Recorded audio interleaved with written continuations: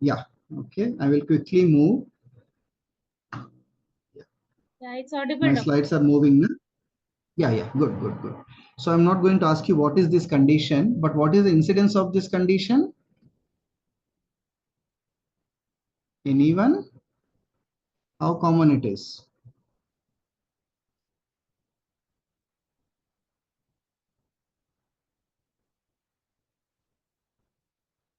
I don't know. You can use the chat box. Okay. So uh, quickly, it could be like one of the common antenatal malformations with 1 in 1,000 live births being seen, these neural tube defects. So common questions pertaining to them is, can you diagnose them antenatally by using some antenatal markers? And in the context of the antenatal fetal anomaly screening, you should know about various screening strategies and little bit on the biochemical markers which you use. So one such thing is the quadruple test. Can anyone answer or put it in the chat box? I'm just not seeing any answers there. Yeah, so I think I got alpha fetoprotein, maternal serum alpha fetoprotein, very good. And the if there is a previous sibling affected or previous baby affected, then the dose becomes 10 times. So the intent of putting up this is neural tube defects as a condition are common and their potential medical legal problems for your exam. You should know about the antenatal screening strategies. So I was just trying to put up this answer and most of you answered it correctly. Maternal serum alpha fetoprotein. The quadruple test uses beta HCG, maternal serum alpha fetoprotein, unconjugated estradiol, and inhibin. Now, it is kind of recommended for all women, but women with previous fetal anomalies, age more than 35 years, then it is kind of mandatory.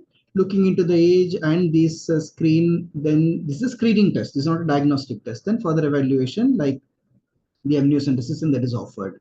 Now, let us suppose there is a lady where the alpha fetoprotein levels are very low. Then what do you suspect? Or my question is, in chromosomal anomalies, like in neural tube defects, it increases. What happens in the chromosomal anomalies?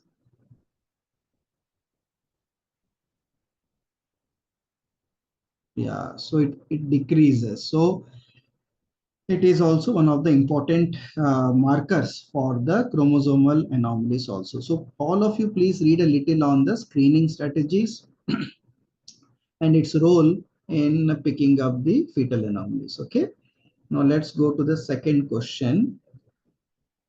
Most of you should be able to say what is this, but more importantly, what is plotted on the x-axis and what is plotted on the y-axis. A common statistical test which you would have seen in some of the journal clubs, especially in the diagnostic studies. Yes, Anjuri has very correctly said ROC curve, which I was expecting all of you to answer, but what will be on the x-axis and what will be on the y-axis?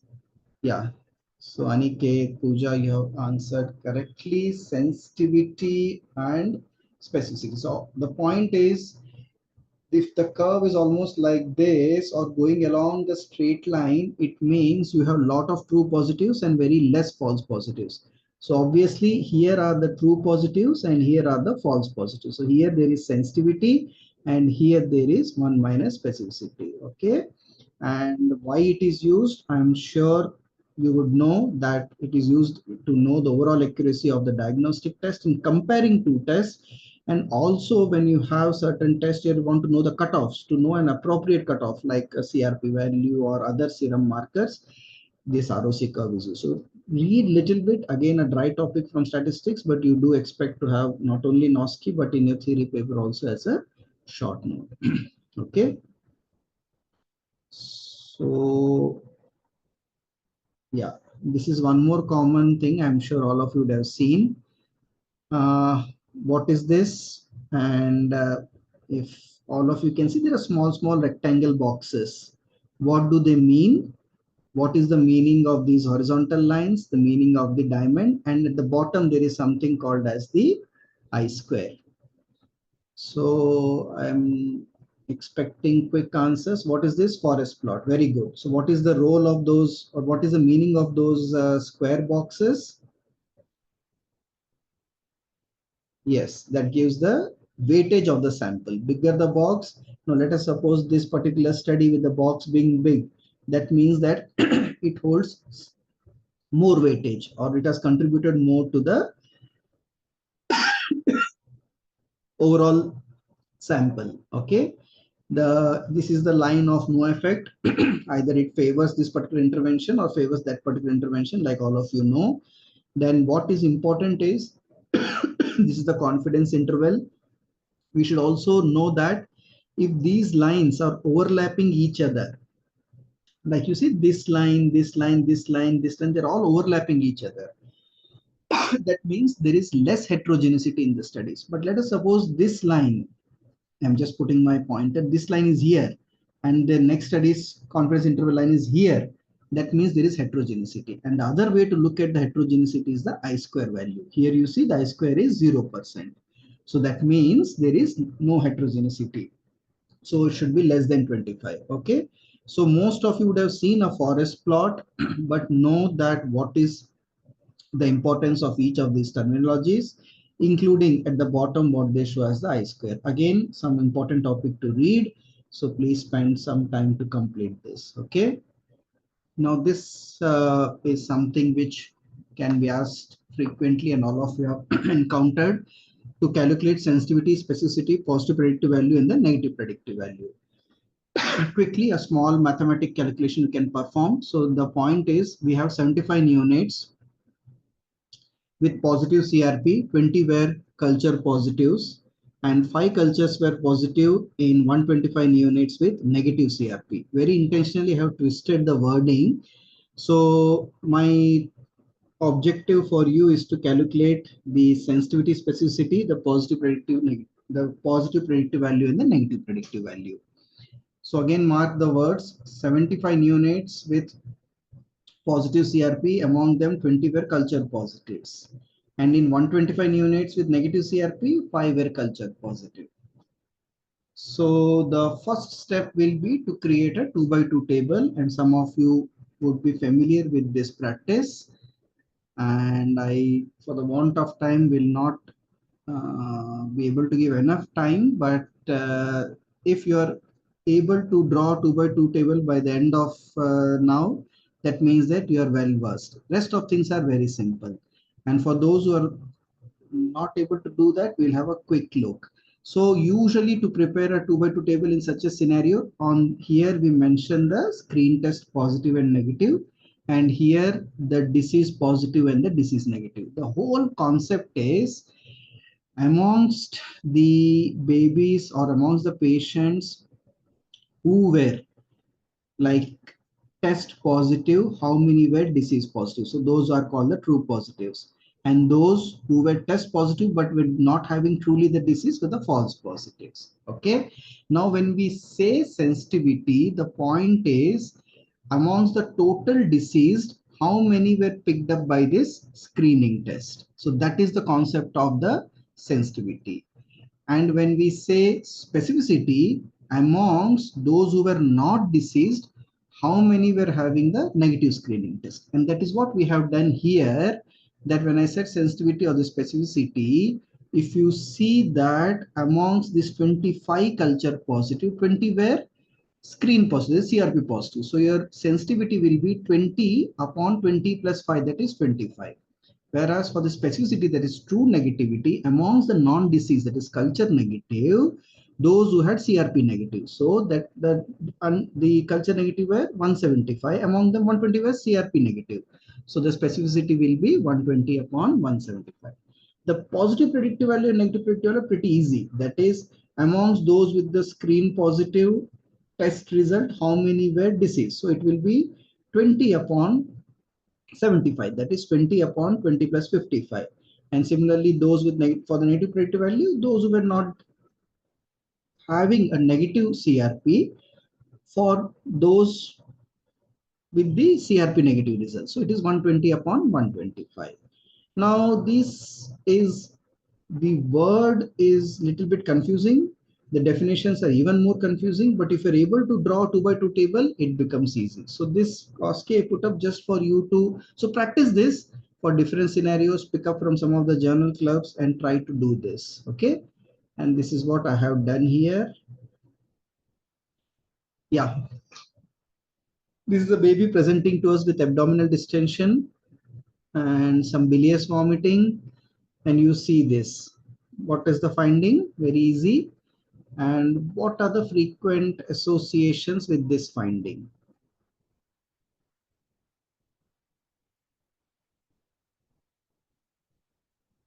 Okay, double bubble. Very good. Yes, Down syndrome. Okay, very good. So that was an easy one.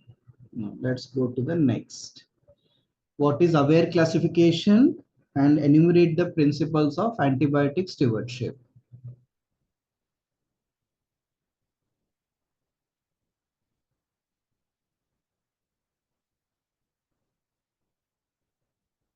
Okay, so I think antibiotic stewardship is very, very important. I think Divya has answered correctly. The WHO has put up this important classification for antibiotic where there are antibiotics in the access class, that is you can use as a first line, watch where you should be careful, and reserve which you should not be using as the first line, and they are the which you keep for your MDRs and the XDRs. So the whole point here is that you should know about the aware classification, and it has been recently updated also. For the antibiotic stewardship, we remember it by this mnemonic called Mind Me, where M, the first M stands for microbiology guided therapy. So you should be knowing the, let us say in my unit, what is the prevalent cultures, is it gram negative, gram positive, and what is the sensitive antibiotic for them. Similarly, it could be relevant for the site-specific infection. So microbiology guided therapy, and always when you start antibiotic, you should be sending a blood culture. Indication should be evidence-based. Just because you put a central line, you're not going to start the antibiotic. Choose the narrow spectrum. Dose should be appropriate to the site and the type of the infection, minimize the duration of the therapy, and E stands for ensure monotherapy. So whenever you might start with a combination of antibiotics, but once you know, always scale down to the monotherapy with the narrow spectrum. So remember this mnemonic as Mind Me, which basically helps you to keep in mind the antibiotic stewardship principles. Okay. Now, aminovine is something which you commonly use, but you should know what are the amino acids deficient in the common 10% preparation, what is the pH and the osmolality, what is the dose which you would give for 1 kilo baby, and what is the calorie protein ratio which is recommended for TPN in the BLBW infants. I'm sure all of you will be, it's a cakewalk, but most of you might be not knowing. Sometimes this is mentioned in your ivory that the conditionally essential amino acids tyrosine, glutamine, and cysteine is not deficient. Are deficient. It's very acidic solution with high osmolarity. In fact, lipid is kind of similar to the pH of plasma and osmolarity. That's why you can lipid you can give through peripheral, but not the aminobuin dose, and also the non-protein or the non-protein to the calories which you talk about. There should be 20 non-protein calories for each gram protein per kg. Okay, these are all I think easy for you. Again, a simple ECG strip which you would have seen in your clinical practice. This is what we see in the SVT. So I'm not going to ask you the diagnosis, but you should all know the drug of the choice. And I think most of you will be saying it is adenosine. How to give dose, you should know. Some rapid fire thing. What is the cofactor vitamin which we'll use in MSUD? Which vitamin will we use in multiple carboxylase deficiency? Name a drug agent which you'll use in suspected urea cycle disorder, and which vitamin is beneficial in methylmalonic acidemia. Again, some of you would have encountered these suspected IEM conditions, and as a part of your regimen, you would have started them. So for MSUD, thiamine, and all of you know that multiple carboxylase biotin, urea cycle, you know it is sodium phenylbutyrate, and vitamin B12 for the methylmalonic acidemia. Okay. Yeah. So this is the MRI picture. I have just kind of took it from the web. So this is for a baby post therapeutic hypothermia, day 7. identify the sequence, that is T1 or T2, and the pointer is pointing towards a sign. Tell me what is the sign and what is the importance of that sign.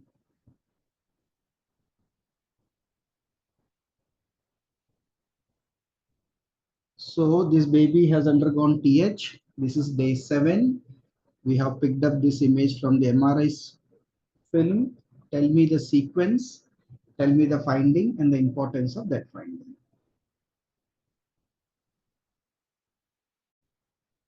So you should be knowing why T1 or why T2. So some of you have said already click. Very good. Then I see few answers mentioning it is T2. So how do you differentiate between T2 and T1?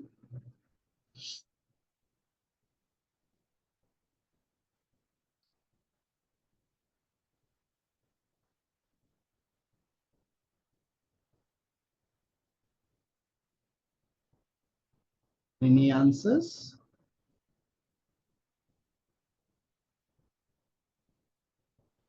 Yeah, so white matter is black in T2. White matter.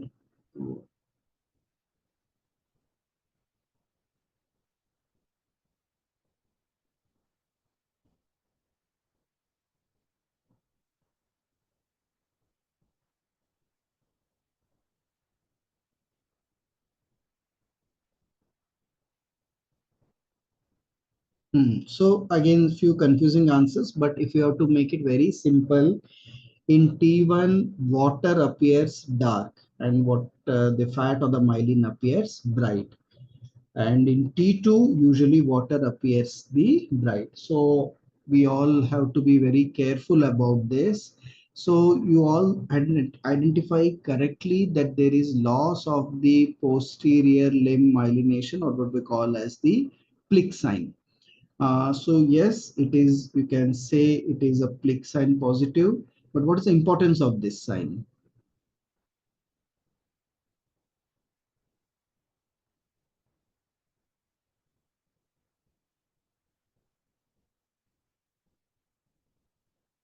Yeah, prognosis, but what will you say about the prognosis?